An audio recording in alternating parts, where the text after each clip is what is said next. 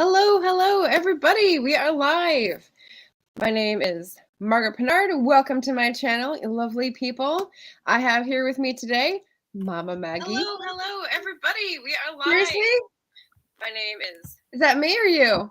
I think that was me. Sorry. Okay. Because last time it was me. This time I definitely checked twice to make sure it was muted. That's hilarious. Yeah, I had it down here though on the other thing. So yeah, my bad. It's now turned off, so we're fine. Not Shannon's you too, laughing. I know Shannon is 2022. laughing. Oh, well, welcome everybody. We have an author interview here today. We've got Maggie to talk to us about AuthorTube stuff. And let me pop this up and let me allow Maggie to introduce herself and her books, and we'll get started. Hello, lovelies. This is not another episode of Hold My Latte 2022. This is Honored Guest with Margaret. My name is Mama Maggie Ward. I am a stroke survivor and farm mom from the Colorado Prairie who started writing as start of my stroke recovery to relearn languages. And now I am a multi-genre published and self-published author. Yay. Oh, wait. I'm doing the hook thing, right? The bangarang thing? That's what that's from. Welcome. Got lots of great people here in the comments. Shannon was early saying hello. Hello, Shannon. I just discovered why there's only one G in Maggie, and Shannon loved that because there's only one N in Shannon. So you've got some like synchronicity going on there. Go ahead and tell the good people I say hello. Because my Maggie is from Magdalena instead of Margaret. So it's Maggie with one G. Yeah, stream hoppers, stream frogs. So we're representing both sides of the Maggie world, if you will.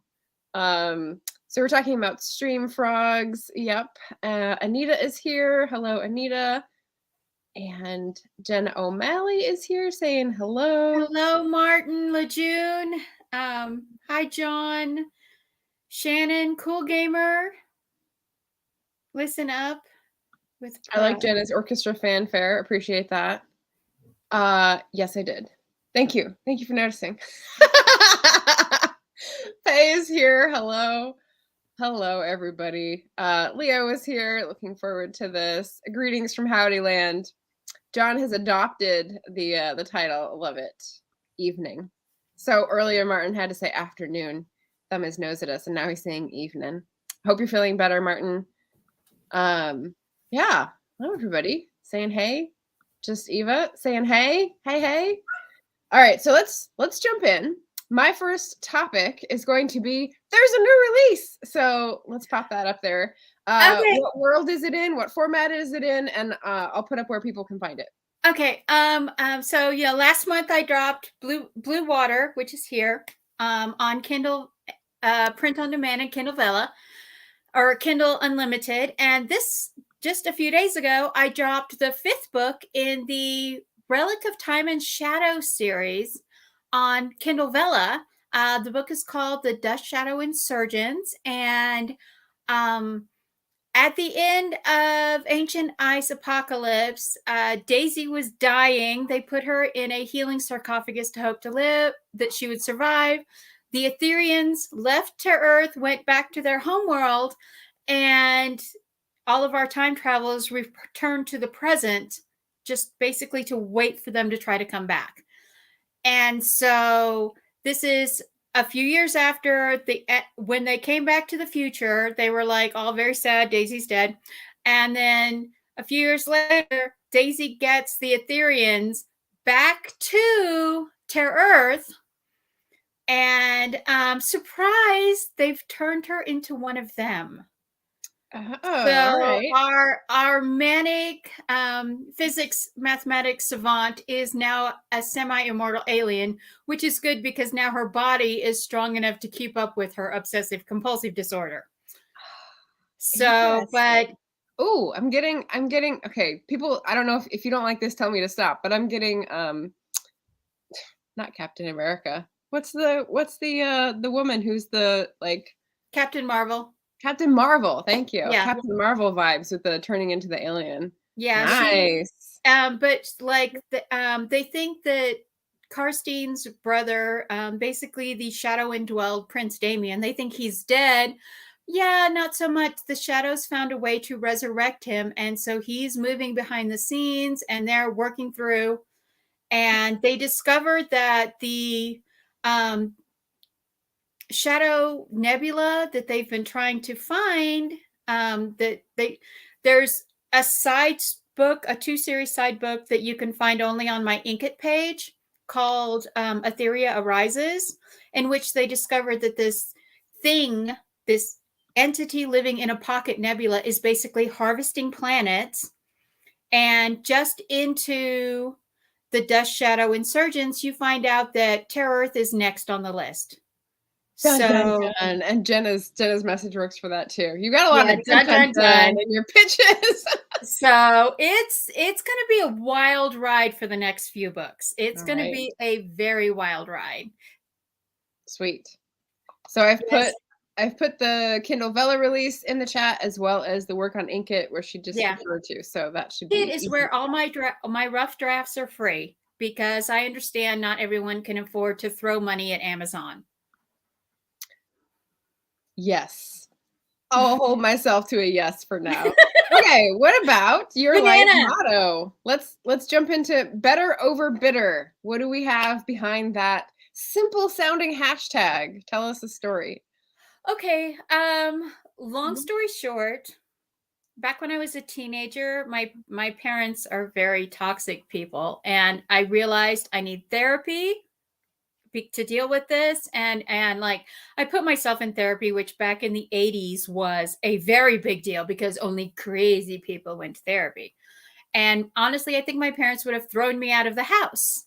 So when I was a teenager, I started this journey away from bitterness and toward being better, being a better person, living a better life.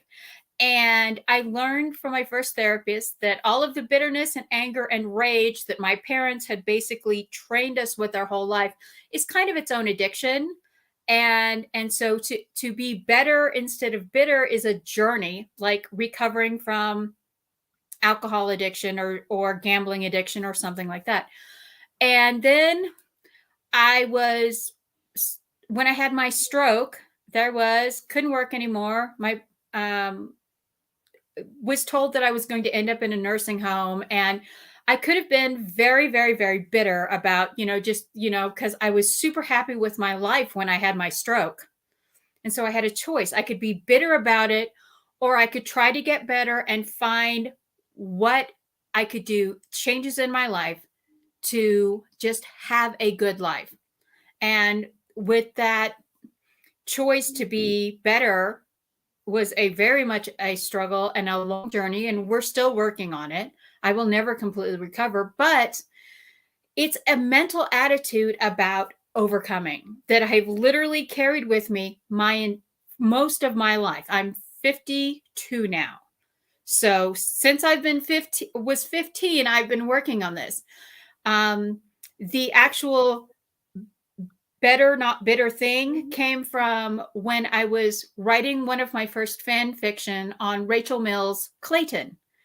And a bunch of us had fallen in love with this character, Cora. And Rachel, I'm the only person she's ever let fanfic any of her work. And I wrote it all and sent it to her. And she was like, okay, I will let you write Cora as a side story to Clayton with the overlapping events.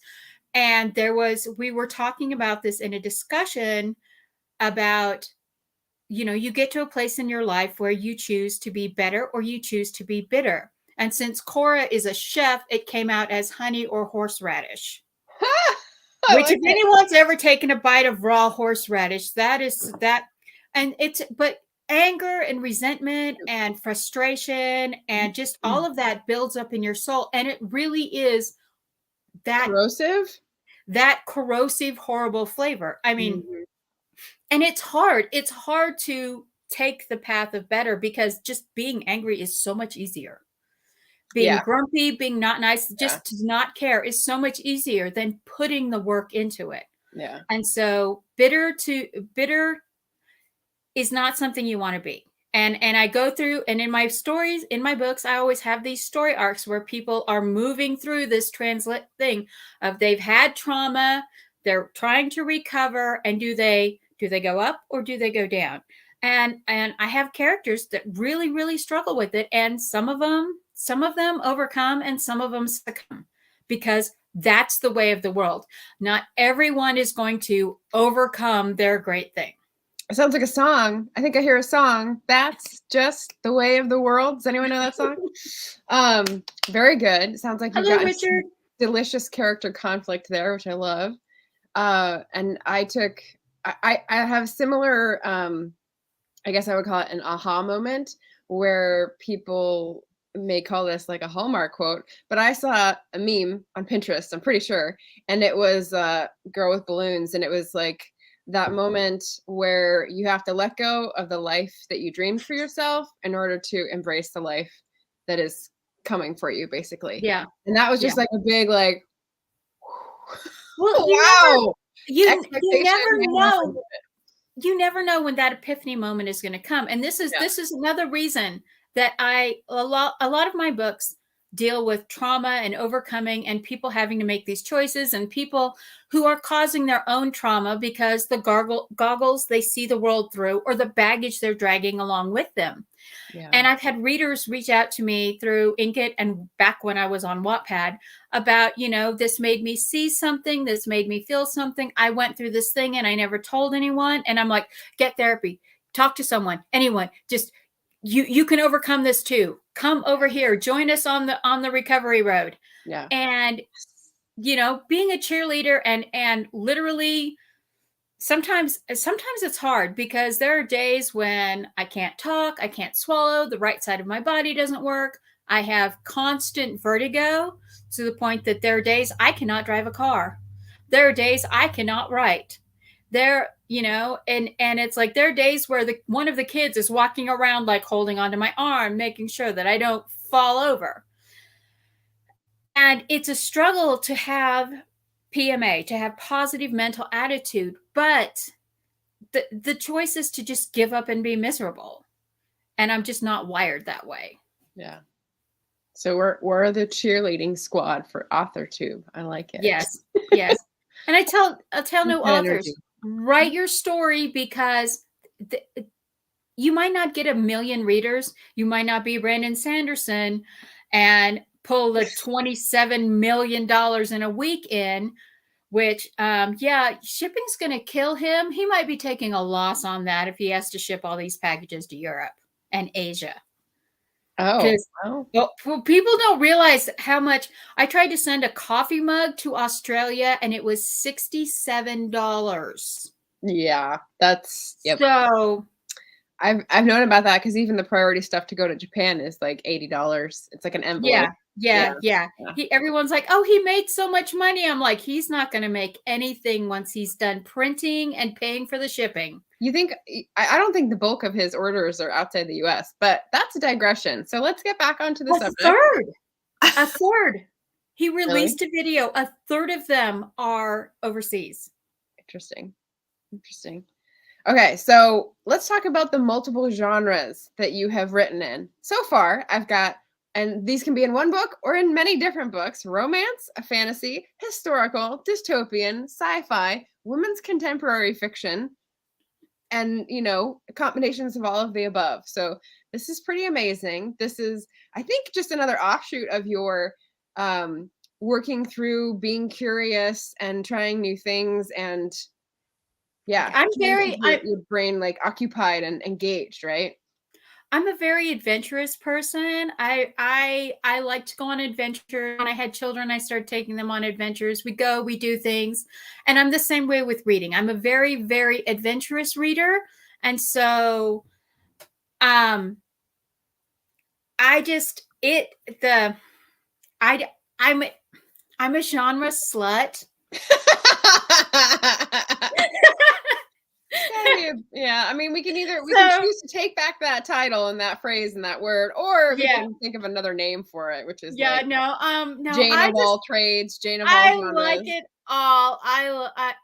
There are only 2 genres I don't like, and It has to do with like, I don't like horror for horror's sake. I don't like the slasher gore horror because, you know, if that's your thing, you know, you can watch war documentaries and get all of that you want IRL. And I do not like well, you know this, how I am about abuse tropes, and the abuser to lover is my worst trope, and so those kind of books that have that, I am, yeah, avocado. All right. That was a pre-approved signal. Next question is, where do the bees come in? So if you were going over social media with a fine-tooth comb, which none of us has time for, you notice that on my thumbnail for this, I had several bees in strategic places. So tell us about the bees, Maggie, and why they're so special. Oh, in your life. So I've always liked honeybees. I've always loved bees. And after my stroke, my husband bought me 2 beehives, Cassandra and Andromeda. And yes, I named my hives. The whole hive. Hives had personality. Well, the thing with the hive is 95 to 99% of the bees are female. All of the worker bees are female. The queen is female. All the brood is female. The only ones that are not female are the drones, and, you know, their only job is to, you know, they're the queen's harem, and drone life is pretty good, you know, for one season because you never have to work, you get fed all you want, and you get to sleep in and sleep around. So that's drone life. However, the minute the first frost hits, the bees drive the drones out of the hive because the queen does not need them for the winter. As it should be. Nature's taking care. So yeah, but I like that bees are so hard, and that as they age, some bees will stay the same job their entire life, and some bees will age up into different jobs. But I just like that bees are women working together in harmony to create this single living organism. And that's why I like bees, and I like the honey. I do like the honey and the honeycomb. And I find the sound the bees make really soothing. And my bees know me by scent and by the sound of my voice. So if I'm not like going to be digging in the hive, I can actually go out there, lift up the top of the hive, check my bees, and put the top back on there without my gear. Now, if I'm going to be pulling the frames out to look at how my brood's doing and stuff, and to check for varroa mites, which is a very big problem with bees, then yeah, I'll wear just a jacket and a hat and my gloves. My bees, they don't tend to sting me. I don't know why. I think we need a picture of that. I think that needs to be one of the author photos we get to choose from. Yeah, me with my bee gear. Yeah, your beekeeping gear. Well, how about just me standing out there with the top of the hive going? There you go. That too. That works too. Richard, no. Eva said she's rolling her eyes whenever Richard is in the chat, which is true. Just careful they don't roll back in your head. Eva saying, I want to go meet Maggie before we move away. Aww. Eva just lives a few hours north of me, and because of winter and things, we have not got to run into each other. I'm very sad. Yeah. All right. So the women who work together in your bees, Cassiopeia and Andromeda? Cassandra. Okay. Cassandra and Andromeda. Constellation. Yeah, I jumped to the wrong mnemonic. Sorry. Cassandra and Cass Andromeda. And Andy. And believe it or not, I can actually, if like one of the bees, like I was on someone's stream and I had to like pause and go get one of the bees because it was a very warm day. And when it gets above 50, the bees will leave their hive. So the bees will fly around when it's warm. And one of them got in my daughter's room and had to go catch it like in my hand. And I was like, oh, this is an Andy bee. It was from Andromeda's hive. So and go and let them out. And they will actually come to the kitchen window and like tap on the window, like fly against the window and tap the window if they've run out of water. Oh, wow. So, just like a cat meowing at you. My bees are more work than my goats. Wow. That's interesting. Yeah. Interesting. Okay. Martin Lejeune saying bees only sting as a last resort, wasps are the bastards. But I will point you to Martin, I will point you to Beth Ann's channel because she has things to say about wasps being maligned as well. So I'll let you duke it out in the corner when Beth Ann comes back from her walk. Oh, I've had wasps try to take over my hive for the honey, and I'm like, nope. Nope. I have literally reached into my bees were making a weird noise. I popped off the top, and there was literally 2 red wasps crawling on the top, and I just reached in barehanded and crushed them. Oh my gosh. Wow. Yeah. Badassery. I can't do that because I'm allergic. Yeah, please don't visit me. Yeah, so that would not be happening. And the way I found out was because I got stung on the face several years ago and then drove for several hours after someone putting, I can't remember what the ointment was, some kind of organic gardening herbal tincture. And it worked until the end of the day. And then after that, my face started blowing up and then my eyes started closing. And then I was like, I'm going to keep driving. This is totally doable. No, I ended up going into the ER and having like steroids to bring it down. So no. Good lesson. Give your hornets. Hornets, another species entirely. I don't know the difference. I don't know how to tell them apart. Yeah, very lively in the chat. The Wasp Slayer. Oh, I like that as a title. That's good. Well, and my bees, the thing is I had them crushed in my hand, and there were several bees crawling on my hand, and they were trying to sting the wasp bodies, but not sting me. Wow. And so, but they know that I'm the one that brings them food, and I'm the one that brings them water, and I'm the one that, the hand that rocks the cradle, baby. So Jenna is asking, does the crushing of a wasp also mean you've withstood and witnessed the butt fry buzz attack certain bees too? I don't know what this is. Butt fry buzz attack? I don't know what that is. All right, Jenna, you'll have to like define this. Hello, again. Heather. Heather's in the chat. Hello, HDP. Yeah, Eva's just laughing at the phrase here. And no, I do not have EpiPens on hand because I live in my apartment. So where would I come across a bee? And, they're like $300 or something. So no. Welcome to the party. Okay, so my next question, getting back on track. Next question is writer DNA a la JD Estrada. So my friend JD over here at March of the Writers has a question that has got me thinking. You did talk about the fact that it's the aha moment that your characters go through, whether they either give up or they keep fighting and like choose the long road to recovery. And that's one of the things, but that is very general. So is there something that's more, less like a necessary part of the plot and something more unique to you that you find you always sort of gravitate towards in your fiction?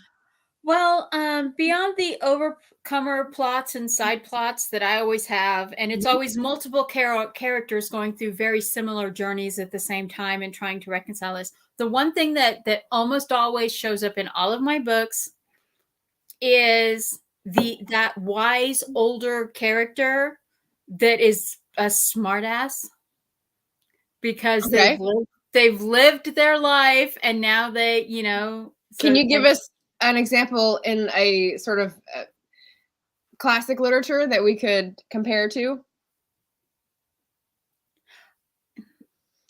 Sassy crone, limited. Yeah, kind of like that. like if Mark Twain were one of his own characters. Oh, okay. That would be the person who in writing. If anyone else has an idea of this, the character of Master Robinson in the Anne McCaffrey Pern series. Yes, where he was like so wise and so generous and so gentle, but he had that really sharp sense of humor. I loved him. I loved him too. And I love that. And I have I have this character in Pagosa Cliffs, Elizabeth Robinson, and she's like she's 103, and then you stay with her till she's almost 105 years old and through the book series. And she's snarky and she's funny and she's willful, and she's basically based on my grandmother Geneva and her sister, my great aunt Magdalena, who were both these willful, determined, intelligent women that just, they're very Katharine Hepburn-esque. And I love, the old movies where Katharine Hepburn, she loved and she fought and she argued and she could carry on just as strong as the men. And I loved that archetype. And then the 1960s and 70s and 80s and 90s and early 2000s came, and women weren't allowed to be that way. Don't make the face. Don't make the face. What face? This face? You made the grumpy face. Okay. So we're about halfway through, so I wanted to pop this up here. If you guys have questions for Maggie, put them in the chat, and don't forget to like, comment, subscribe, share, etc., etc. Help the algorithm. Help Margaret. Because I usually forget. So you guys are great for reminding me and telling me to remember to remind people to like. There goes mama mode. Oh, I like it. All right. So we got writer DNA. I like that. I like that answer a lot. I like Master Robinson, Sassy Crone, Katharine Hepburn, family history, tying it all together. So let's focus on your YouTube channel. And you told me a tidbit about your publisher telling you, but just to back it up a little bit. So I've told the story before. So the condensed version is that when I decided to go on YouTube, it was after a process of like analyzing with all these papers and red string and push pins, like where I would fit best with my topics and my like format, my medium. So how did you come to choose YouTube or like everywhere that you live, and how do you balance them all together? Like what's your favorite and why kind of thing? Okay. So for about almost 12 or 13 years, I had a personal YouTube channel where I posted a lot of the song and accompaniment videos that I made for our little rural church, because I was the music director. But then when I started publishing, there was none of my personal information on it. It was just all these small church videos, basically, so they could have music. And I went and I made lyrics videos for all these. I mean, couple like hundred lyrics on the screen so that people lyrics on the screen so they could just project it and everyone sing, because not everyone can afford an organist or a pianist and everything. And that was back before streaming music services really became available. And so that was I had that channel. And then when the Pagosa Cliffs Anemones series was picked up by Editingle Indie House, they were like, okay, we need you to have a little bit more of a social media presence than just Twitter and your personal Facebook. So we got an author page set up. They got me a website that I have never done anything with. I got a blog started. And I got on YouTube, and they were like, okay, we need you to, just talk about you and read a little bit of your book. And that was where it started. Well, then people got real interested in like, well, how do you write if you've had a stroke? And, what is this? And my Wattpad and Ingot readers were like, when are you going to publish these so we can buy them? And it snowballed from there. And so then I ended up, because I realized that after watching thousands of hours of AuthorTube videos, that I really don't write like other people. I kind of have my own little system. And I was fortunate enough that I was like, I don't really write for an audience. I write for me, and, because I really love it. And I just love sharing the stories. Storytelling is in my DNA. So that's what I do. But so that's how it started, was basically my publisher agent going, I need you to do these little bitty things. And, here's an Instagram account, and here's an author for your AuthorTube account. And that's where it started. And I enjoy it. I enjoy putting out content. I enjoy going online and reading my books and excerpts from books. And coming to writing streams. I wish that my internet was good enough that I could actually host them, but I can go on someone else's Streamyard and be okay. But half of the time when I try to go on Streamyard, like load and go on Streamyard here, I get Internet jumps. gremlins. The gremlins are real, and they live between me and the city. Yeah. So you excerpted your work at the beginning of your AuthorTube channel. We had Eva asking, when did you join AuthorTube, just as a reference? I started, I guess 2018. Okay. So I think my 3 or 4 year anniversary is coming up this August. Wow. Okay. So you started excerpting before then, but your Ghost with Cats reading has been more extensive and sounds more like an audiobook that's on YouTube than excerpts. So was there a separate marketing thought behind that, since we're veering into the author marketing piece a little bit? I have a friend who is waiting for a kidney transplant, and he cannot, his eyes are having such issues that he can't read for extended periods of time. So when I started publishing, I was like, let me get these out and then I'll start reading them online. And so basically, yeah, definitely Jenna. So I started reading that, and for my brother, who is an over-the-road truck driver, he does not do reading well, but he will listen to between 4 and 9 audiobooks a week. Wow. He devours written content through audiobooks. And so I did it for him, and I did it for Glenn, so that, they could have access to the books without having to, actually read a book. Yay. Good deal. Oh, thank you, Shannon. Shannon's putting a link in there with Ghost with Cats. Perfect.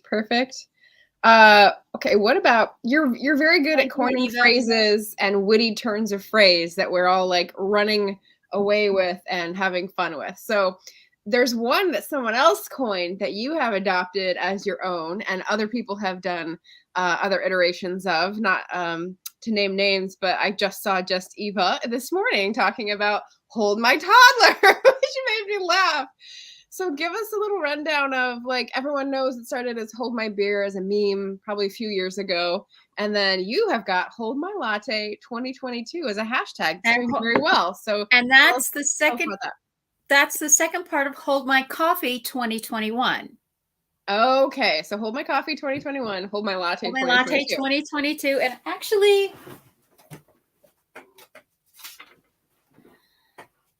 I have a hold my list. We've got the list. Okay. For like the next 5 years. Oh my goodness. Through 2027. You're forecasting. Is it evil? Is there more evil to come in your forecast? Oh, I'm going to be doing this for a while. I got 2 million words in the bank. I got a lot of publishing to do. And I got piles of stories and story seeds and drafts that I just need to do. But so 2020 just was like, we all had so much hope, and then it just slapped us all in March, and it just kept getting worse and kept getting worse. And I had plans, and I was trying so hard to get things done in 2020, and it just, everything was just blowing up in my face that I was trying to do. And it wasn't just me, the whole world, everyone was like, what is happening? And so cuss on my channel if anyone feels the need, cuss away. What the actual fuck? Yeah. And it was just like, so NaNoWriMo came, and I'm a big NaNoWriMo person. I love NaNoWriMo. And so I was like, okay, I'm going to finish this book, and my plan for 2020 was to get my open series finished. That was my plan. I wanted to get all of my open series finished. I got 1 done. 1 out of 4 I got done. Okay. And I managed to get 2 books published, and it was just, I was not happy. So I was really looking forward to it. And on November 11th, I got COVID. My husband caught it from someone who was asymptomatic at work. Oof. And sadly, the poor gentleman came down with very bad symptoms just a few days after he had seen my husband, and he passed away. Oh, So wow. my whole family was sick for the entire month of November. And I couldn't think creatively. I couldn't write. I couldn't do anything. And so because I have so much energy and my body won't let me use my energy anymore since my stroke, I have to keep my brain busy.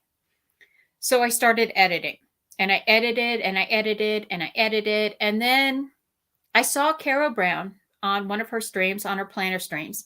And she said, use December 2020 as practice for your 2021. Make it an acorn month for an acorn year.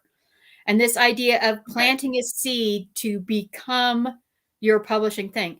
And so in December of 2020, I published Ghost with Cats on the 10th and The Huntsman's Honor on the 20th. So I got 2 books out, and my squirrely little brain was like, well, we got that done. We can do 10. We've got some writing to do, but we can do 10 and we can get the anthologies done. And the problem with because I have borderline OCD, so I'm obsessive compulsive, and my obsessive compulsive goes into when I set a goal. Thank you, Eva. When I set a goal, I don't let go of it. I will kill myself to accomplishment or crash and burn gloriously until I'm a sobbing, broken mess. And so I had seen the hold my beer memes, and everyone was joking that 2020, 2020 is like hold my whiskey, hold my beer. Yeah. And that 2021 was basically looking at her sister and saying, hold my whiskey. And that was the way it was going to be. And so I was like, you know what? Hold my coffee, 2021. I got things to do. And I set this insane pace of editing 500,000 words and publishing 6 books in 6 months. And that's what I did. That's what I did. Can I point out this thing in my background here? All great changes are preceded by chaos. I think we have our illustration right here. Yeah. Awesome. My picture should be on that poster. Amazing. Amazing. And so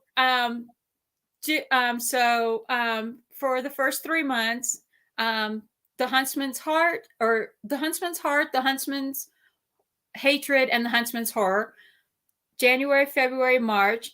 April was supposed to be the Wild Anemone, but because of 2020 bleeding into 2021, that got pushed back to the fall from the spring. So I published Tarnished Stars, and I got onto the Kindle Vella beta program. I got invited to join the beta.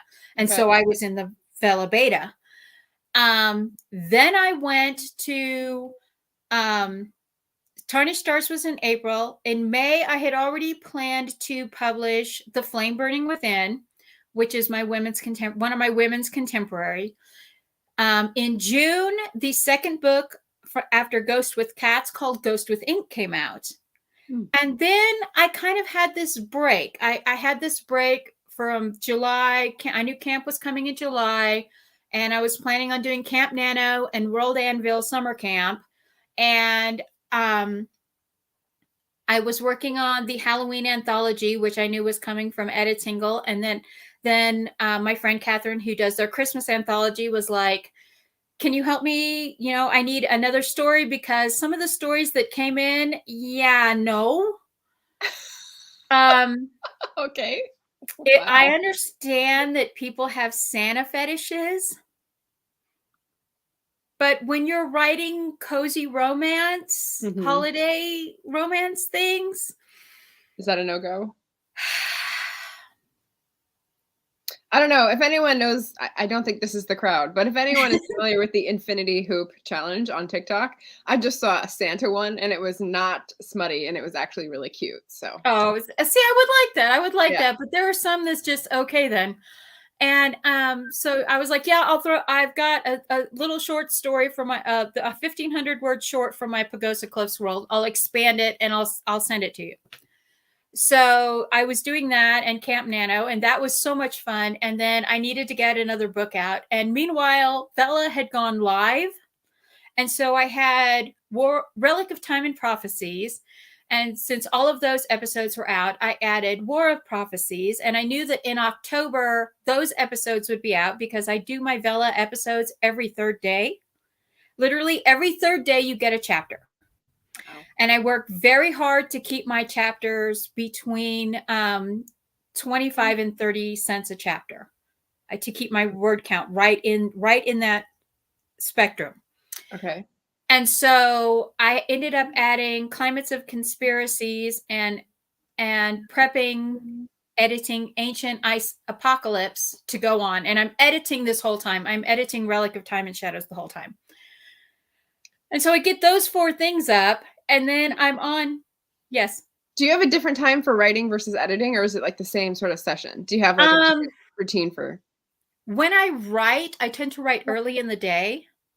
But because of my brain damage and the way my brain does not perceive language normally anymore, at the end of every day when I'm writing, I will listen to and edit, like just go through one edit pass of what I wrote that day, just to fix it.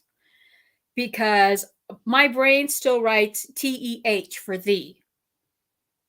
It's been 6.5 years since my stroke. My brain there are still words my brain does not process properly. Yeah. So editing. And so, but then what I'll do is when I'm on this heavy editing schedule, I will edit instead of write a few days, and then write a few days, and then edit for a few days. And I will fill these gaps with either writing or editing. Mondays is usually when I do my videos, recordings, and productions. And so I have a schedule of doing certain tasks on certain days at certain times so that I keep everything full, but I don't get burnout on any one thing. That's the magic right there, everybody. I think that's very important. Because like during Nano, unfortunately during Nano, because it's a 50,000 word month, it's a lot of stress because writers who don't normally write that much, they have a habit. I write on Saturdays or Sundays. I write on Tuesdays and Thursdays. I get 500 words a day. I get 1,000 words a day. Well,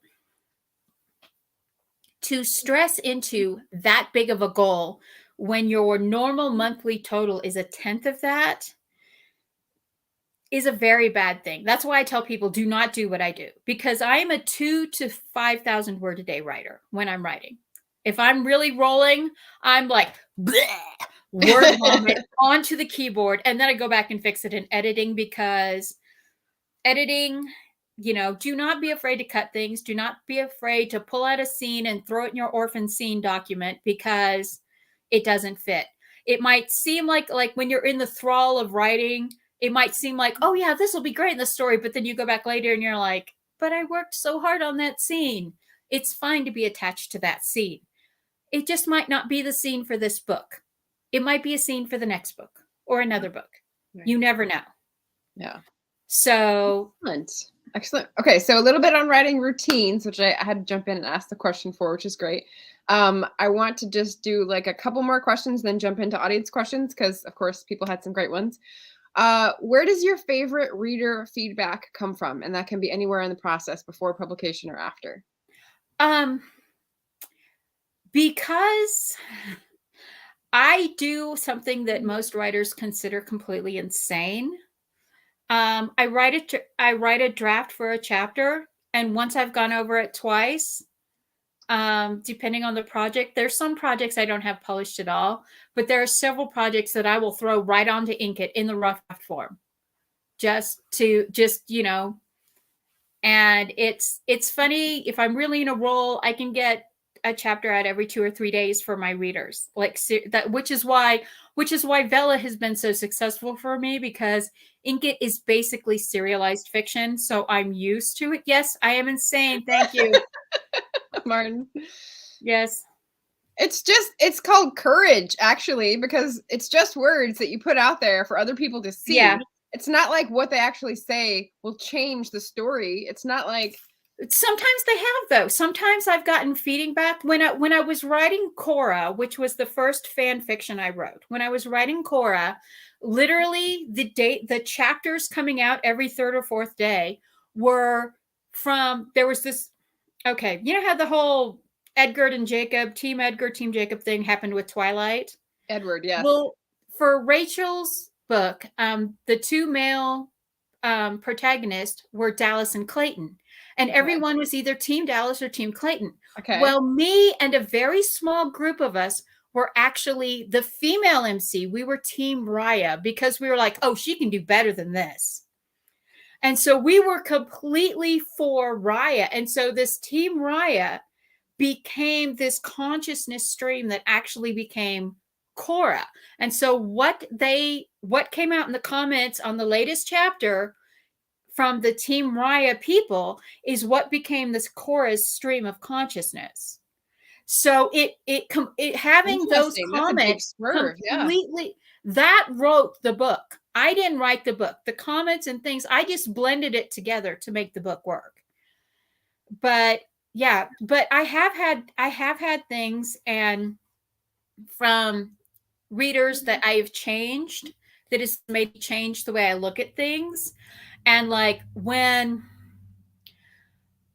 I was first writing the Pagosa Cliffs world, I had this dilemma of, do I kill this character or not? Because I didn't feel right killing him. And then somebody pointed out, well, the urge to kill him is that kill the gaze bias that happens in Hollywood. And I was like, oh, it is. Oh, well, no, he's never going to die. He and his partner will live forever. There you go. And so that has changed something. And another one that was a piece of advice that I took that I really regretted and undid later was I had an editor that does not believe in therapy, does not really believe in trauma recovery, which is completely opposite from what I believe. So if you're finding an editor or beta reader to do an intense critique, make sure they have similar beliefs to you, because I'm not talking sensitivity writers. You need sensitivity writers who are different. But for that critique read, I went through and started taking out all the things that she didn't like about therapy and just different things. And it changed the character. And I actually began to dislike this character that I completely adored. Yeah. I began to dislike her. Sounds kind of like being in an abusive relationship where you're changing yourself for the other person and then you're really uncomfortable with the person you become. Yeah. And so finally I just had to say, I can't do this. I can't write this world. I can't write this book because I have a minor degree in anthropology. So studying people is something that is natural to me. And I could see, as I was taking this trait away and that trait away, I could see the path of her character arc changing dramatically. And I was like, no, I don't want to write this person, because the dead end for this person is not someone who holds on to life and seeks to overcome. The end point of this story is someone who possibly ends up an addiction and ends up miserable forever. So I had to go back and fight for that. And then I had to go back into the other stories because she was looking at the first three and go back and put back. I realized 2 years later, when we were getting ready to publish The Wild and Enemy, that the therapy references were gone and I had sent them the wrong copy. And I was like, hold on, I've got to fix this. And literally it's just like 11 lines through the course of the book. Yeah. Hey, but that's the beautiful thing about publishing your own work. Yeah, totally significant and totally changes the story. And if Joyce Carol Oates can do it 20 years after she publishes a book, change the story and just republish it under the same title, so can you.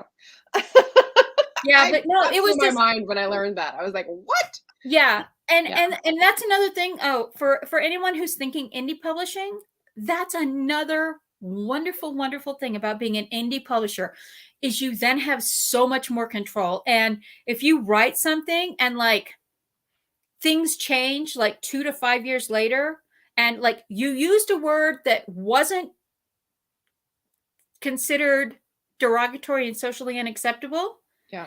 and then the word has shifted in meaning, you can go back and pull that word out. You can go back and change that interaction out. Yeah. And so, but I went back, I put 11 sentences into The Wild and Enemy about Millie calling her therapist, her waiting for her therapist to call her back, thinking about something that happened that she had talked about in therapy.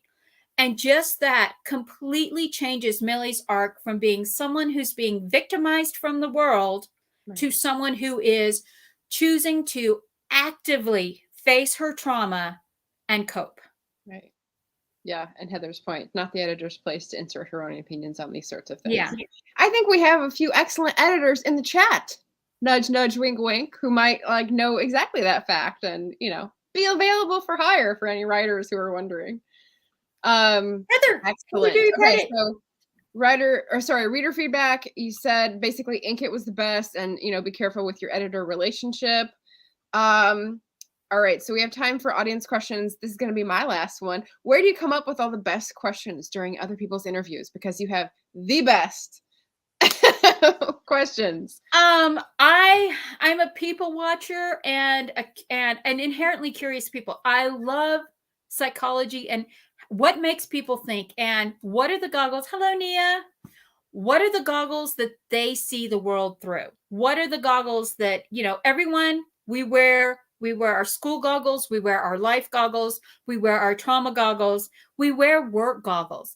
And I love asking people about what are your motivations? Where did this come from in your mind, in your soul? Because really thinking about how people seeing that shows you the different levels. You can have two people that are completely identical, same lives, everything in every way, but they see the world totally differently. Yeah. I mean, just look at a family. Just look at a family and sibling relationships. Yep. Yep. Banana. Sorry.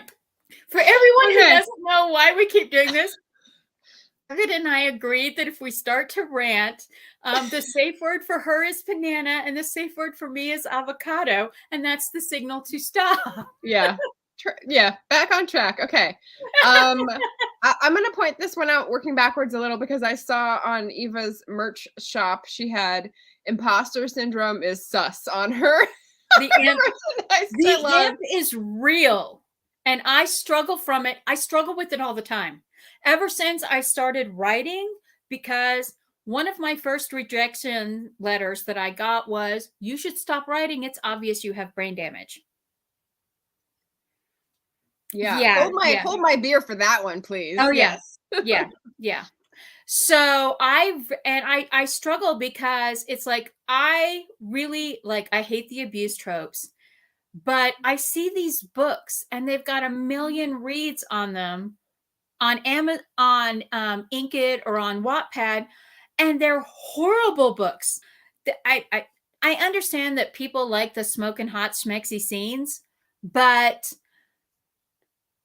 the relationships going on in these books are so toxic, and it makes me cringe that girls as young as 12 are reading this and thinking, oh, it's romantic. No. Yeah, be careful.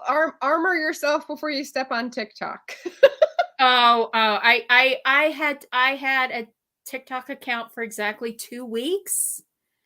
And I was like, I'm gonna get banned from this platform, and you just need to like yourself into the corners or the little aisles that will feed you, because I've got a lot of Lord of the Rings stuff right now and like cosplay stuff, and that's feeding my soul when I need to escape. So you know. Okay, so Shannon had a great question. Which of your characters do you admire the most? And this can be a type or a specific character that would make us go pick up a certain book. Which is the character that I admire most is Elizabeth Robinson. Is my great Aunt Elizabeth, Auntie Elizabeth from the Pagosa Cliff series. And her and Doreen Wallace and Fern McConnell, my grandma generation. in those books, those are the ones, these are the women who went through World War II, who went through the Great Depression, and they're just trying to pass their wisdom on to the younger generation and take care of them and love them and let them know that these horrible things happen and you can move past it. You can, sometimes it takes decades, but you can still get through this. So it's that class of character that I write. Those are the ones that I admire most, which basically based on the Greatest Generation, these people who they went through things we can't even imagine. Everybody's claiming, complaining about the lockdown and the whole pandy going around and you couldn't go anywhere and do anything and stuff. I'm like, yeah, but we're talking about like the Dust Bowl years and World War II, where you didn't have communication with anyone you knew except the immediate people around you for months and months. Right. So that's, I'm like, I don't know. Yeah. Look at a newscast and think about what people in Ukraine are going through right now. Yeah. Right now where, they accidentally bombed a hospital and hit the maternity ward. Yeah. That's a nightmare. Okay. So it sounds like the Greatest Generation characters, but with therapy, is your admire the most. Your characters. It's people who, when they had their trauma, they didn't just give up. That's the main thing. Is like, I have there's the character one in The Relic of Time and Shadows, the Huntsman Quartet prequel.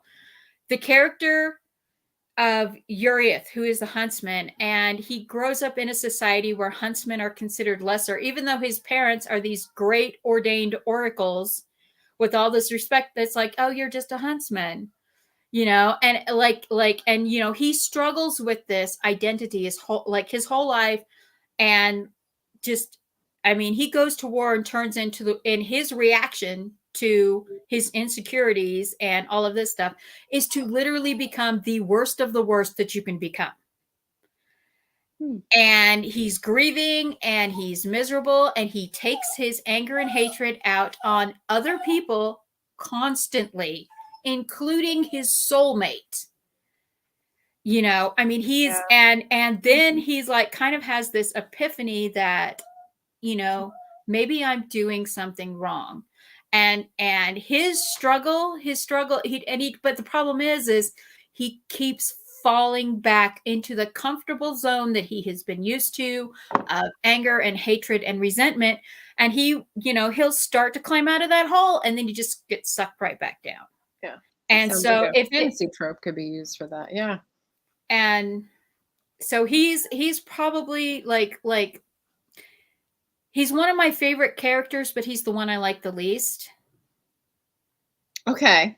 Because as he's favorite to write, but like least likable. Is that what you mean?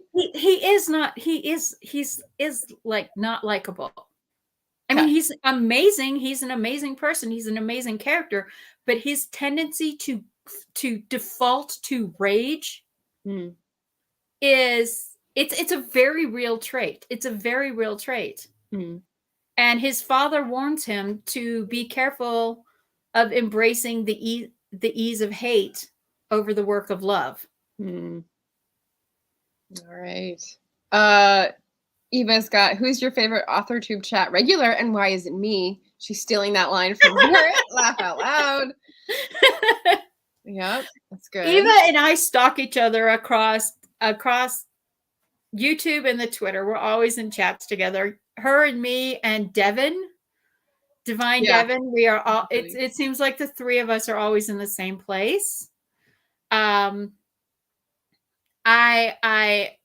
my goodness, there's so many people. I always see you places and Becca C. Smith and Diane Robinson and Jenna and Jennifer, and just there's so many people that I just run into all over the place, and we seem to move. It's like I told Barrett that this is our lovely tribe because we all seem to move together in these different. If we're not on one another's stream, then we're in one another's chat, and we just travel together.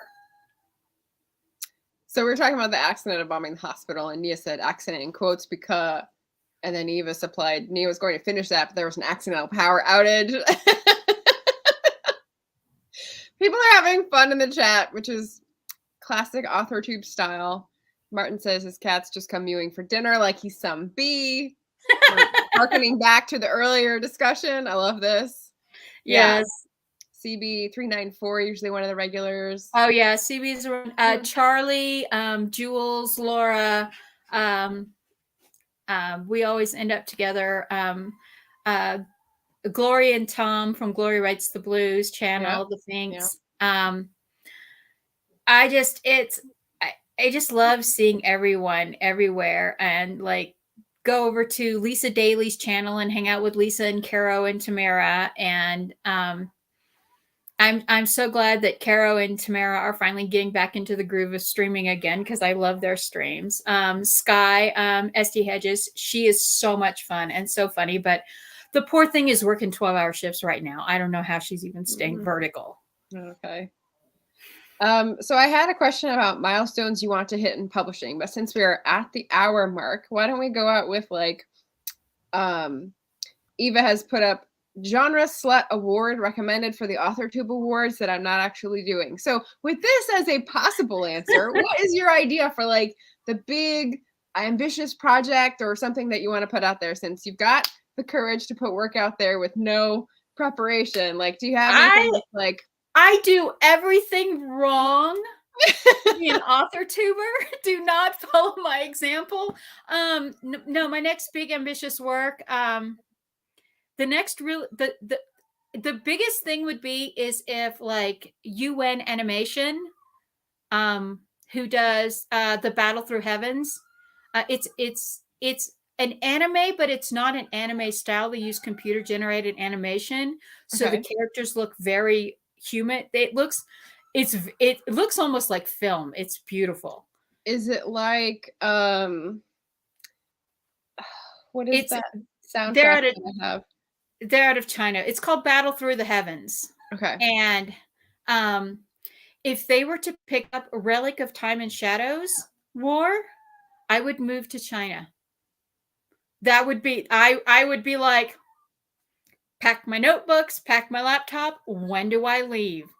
But they don't have to in order to get your series animated, but you don't have to live in the same place.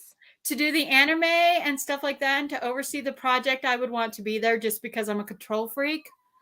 That would be my ultimate dream. The other thing would be is if TNT, or everyone keeps saying Hallmark, but Hallmark does not want my books. I've already been rejected by Hallmark, Hallmark subsidiary, because I have long-term married gay couples, and I have people with problems who do not get happy ever after.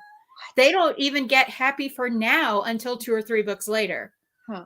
I would love for one of them to pick up the Pagosa Cliff series. And oh yeah, Jenna, isn't it beautiful? Isn't the animation beautiful? Yeah.